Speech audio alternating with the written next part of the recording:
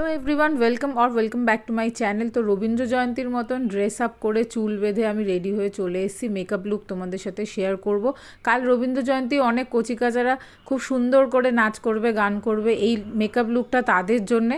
এখানে আমি শাড়ি টাড়ি সমস্ত কিছু আগের থেকেই করে চলে এসেছি। আর আজকেরটা একটু ইন্টারেস্টিং মেকআপ লুক হতে চলেছে, কারণ আমি তোমাদের সাথে শেয়ার করব আমার ছোটোবেলার রবীন্দ্র জয়ন্তীর মেকআপ লুক। তখন স্কিনটা অয়েলি হলেও এখন যেহেতু কম্বিনেশন, তাই মার্সের এই হাইড্রা গ্লো প্রাইমার ইউজ করলাম। সত্যি কথা বলতে তখন তো কোনো প্রাইমারও ইউজ করা হতো না। ক্রিমের ওপর কোনো রকমের ডান্স টিচাররা ফাউন্ডেশন থুপে হাত দিয়েই ঘষে দিত। তো ফাউন্ডেশনে আমি এখানে ব্লু হেভেনের ফাউন্ডেশনটা ইউজ করছি, আর তোমরা রিয়ালিটি অফ কন্টেন্ট ক্রিয়েশন দেখো।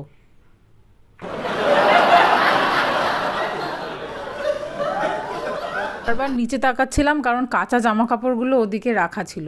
এইবার এই ফাউন্ডেশনটা তোমরা জানো যেহেতু একটু ড্রাইং, আর সামার টাইমে এরকম ম্যাট আর একটু ড্রাইং ফাউন্ডেশনই আমাদের জন্য বেটার হয়। স্পেশালি যারা নাচ করবে, পারফর্ম করবে স্টেজে, লাইটের সামনে থাকবে, সোয়েটিং বেশি হবে। এই ফাউন্ডেশনটা সেই হিসাবে ভালো, কাভারেজও মোটামুটি ভালো দিয়েছে। কনসিলারে এখানে আমি ইউজ করে নিচ্ছি সুইস বিউটির ম্যাট কনসিলার, খুব ভালো কোয়ালিটি, তোমরা অলরেডি জানো। আর সেই সময় না কনসিলার ইউজ হতো না, বাট এখন যেহেতু প্রয়োজন আছে, কারণ আমার ডার্ক সার্কেলস ছোটোবেলায় তো এত ছিল না, দ্যাটস ওয়াই আমি এই দুটো প্রোডাক্ট ইউজ করলাম। বাট পরের দিকে আমি এত বেশি প্রোডাক্ট ইউজ করব না। দেখেছো কতটা এটা ডার্ক সার্কেলসটা হাইট করে নিল। নেক্সট চলে আসবো আইব্রোজে। ছোটোবেলায় আইব্রোজ করার প্রয়োজন ছিল না, কারণ সেই লেভেলেরই আইব্রোজ ছিল। আর এখানে কলকাতা প্যালেটটা আমি ইউজ করছি মার্সের দ্য সিটি প্যারাডাইস থেকে। এখানে ব্ল্যাক শেডটা দিয়ে আমি আইব্রোজটাকে ফিল করব। আইব্রোজ আমি কিভাবে ফিল করি তোমাদেরকে আনকাট দেখাচ্ছি, দেখে নাও। আর তার সাথে এইটাও বলে রাখি যে কলকাতা প্যালেটটা আজকে সিলেক্ট কেন করলাম। রবীন্দ্র জয়ন্তী উৎসব, আমি বাঙালি, থাকি কলকাতায়, আর মার্সের যদি কলকাতা প্যালেটটা আজকে না ইউজ করি তাহলে আর কবে করব। আর দেখো লাল আর হলুদ দুটো শেড কিন্তু ওই প্যালেটটাতে ছিলই, যাতে আমরা ইউজ করতে পারি। দেন মার্সের বানানা পাউডারটা ইউজ করছি। এই সময় অনলি কম্প্যাক্ট পাউডার ছাড়া অন্য কোনো পাউডার মার্কেটে অ্যাভেলেবেল ছিল না।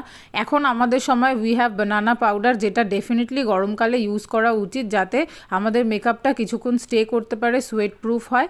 তো এইটাকেই আমি ভালো করে অ্যাপ্লাই করে নেবো। আর এখানে তোমাদের যে মেকআপ টেকনিক্সগুলো আমি দেখাচ্ছি, বলা বাহুল্য এটা কোনো রকম কোনো প্রফেশনাল টেকনিক নয়। এটা হলো সেই সমস্ত সাধারণ প্যারেন্টসদের জন্যে যারা তাদের বাচ্চাকে সাজিয়ে স্টেজে তুলবে। এটা হলো সেই সমস্ত ডান্সার্সদের জন্যে যাদের হাতে মাত্র 20 থেকে 30 মিনিট সময় থাকে রেডি হওয়ার জন্য বিফোর স্টেজ। সবার পক্ষে সবসময় মেকআপ আর্টিস্ট হায়ার করা তো সম্ভব নয়, আর এখন কম বেশি সবাই মেকআপ করতে জানে বা মেকআপ বিষয়টাকে চিনে গেছে। আমাদের সময় সেটা ছিল না, শুধুমাত্র ডান্স টিচারদেরকেই দেখতাম আমাদেরকে সাজিয়ে দিতেন। তো এখানে তোমরা রেড অ্যান্ড ইয়েলো একটা আই মেকআপ লুক ইজিলি কীভাবে ক্রিয়েট করা যায় সেটা দেখতে পাবে।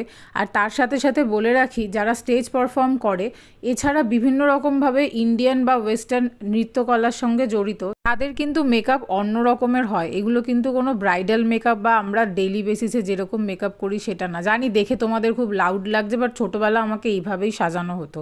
তো এরপরে কিভাবে ইয়েলো কালারটা ব্রাশ দিয়ে অ্যাপ্লাই করলে কিছু হবে না, আর সেখানে আমরা নিজেরাই নিজেদের আঙুল দিয়ে খুব সুন্দর করে অ্যাপ্লাই করে নিতে পারি, সেটা তোমরা দেখবে।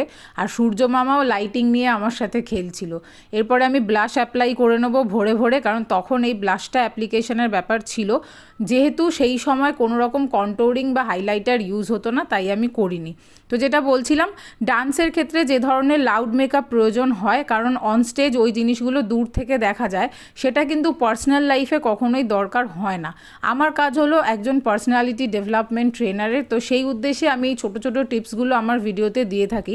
যে এখানে যে মেকআপ ভিডিওটা আমি তোমাদের সাথে শেয়ার করছি, এটা কিন্তু ভুল করে তোমরা পার্সোনাল লাইফে নিজেদের রিপ্রেজেন্টেশনের ক্ষেত্রে কখনো করতে যেও না। এটা শুধুমাত্র ডান্সের জন্যই ঠিক আছে। এছাড়া লোয়ার ল্যাশ লাইনে কাজল অ্যাপ্লাই করেছিলাম, কারণ বাঙালি হয়েছি আর kajal application must. Red lipstick apply করলাম, যেটা আমার রিয়েল লাইফে তো আমি কোনোদিনও করব না, কারণ এরকম লাউড চোখ আর লাউড লিপস আমি কখনো করি না। দেখেই তোমাদের ঝাঁটাক একটা লুক মনে হচ্ছে, বাট কিছু করার নেই। আমার ছোট্টবেলায় আমাকে এইভাবেই সাজানো হতো, তো সেটারই রিক্রিয়েশন। তো তোমরা পরের দিকে বুঝতে পারবে এটা কিভাবে একটা নিউট্রালাইজ হয়ে যাবে। দেখো টিপটা পরাতে লুকটা একটু চেঞ্জ হয়েছে। আর এই যে এই কুমকুমটা তোমাদের মধ্যে কারা কারা ছোটোবেলায় ইউজ করছো কমেন্টসে কিন্তু অবশ্যই জানিও। বাই দ্য ওয়ে বলে রাখি, আমি হলাম লেট 90s কিড।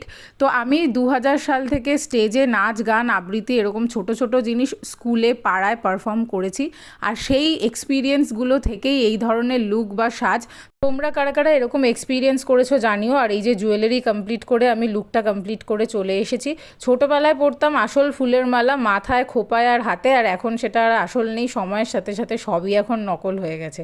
তোমরা এইভাবে সেজে গুজে ছোটরা নাচ করো, গান করো, আবৃত্তি করো, খুব আনন্দ করো, মজা করো, রবীন্দ্র জয়ন্তী খুব ভালো কাটিও। আমার এই লুকটা আর এই ভিডিওর কনসেপ্টটা তোমাদের কেমন লেগেছে অবশ্যই কিন্তু আমাকে কমেন্ট করে জানাতে ভুলো না। আমি খুব খুব খুব এক্সাইটেড থাকবো আমাদের প্রাণের ঠাকুর রবি ঠাকুর আমাদের সবার মধ্যে থাকুক। আমরা বাঙালিরা এইভাবে আরও অনেক উৎসব আমাদের মতন করে উদযাপন করি। প্রত্যেকে ভালো থেকো, সুস্থ থেকো। Love you all. Bye by.